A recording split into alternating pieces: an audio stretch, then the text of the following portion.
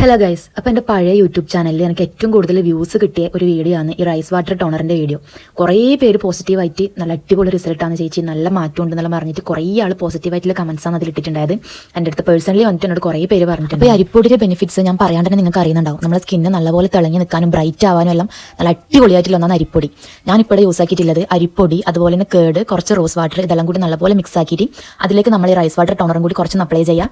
എല്ലാം കൂടി മിക്സ് ആക്കിയിട്ട് നല്ലപോലെ നമ്മൾ ഫേസിൽ അപ്ലൈ ചെയ്ത് കൊടുക്കാം. നൈസായിട്ട് ഫേസിൽ നല്ലപോലെ സ്ക്രബ് ചെയ്ത് കൊടുക്കാം. അപ്പോൾ നമ്മൾ ഈ ഡെഡ് സ്കിന്നെല്ലാം പോകാൻ നല്ല അടിപൊളിയാണ്.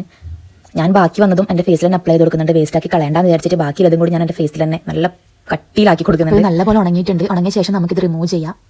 ഈ ഒരു റൈസ് വാട്ടർ ടോണറും ഈ ഒരു ഫേസ് പാക്ക് ഉപയോഗിച്ചാലിനെ നല്ല ചേഞ്ച് നമുക്കുണ്ടാവും. കുറേ പേര് പറയും ആ ഒരു സമയത്തില്ല കളർ, പിന്നെ അത് മാറുന്നു.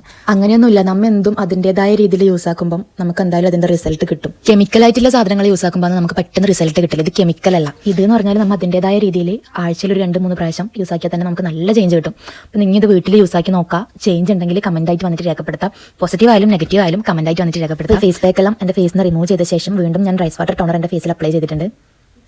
നിങ്ങൾക്ക് എത്രത്തോളം എൻ്റെ ചേഞ്ച് മനസ്സിലാവുന്നുണ്ടെന്ന് എനിക്കറിയില്ല. അപ്പം എൻ്റെ വീഡിയോ ഇഷ്ടപ്പെട്ട ചാനൽ സബ്സ്ക്രൈബ് ചെയ്യുക, ലൈക്ക് ചെയ്യുക, ഷെയർ ചെയ്യുക. താങ്ക്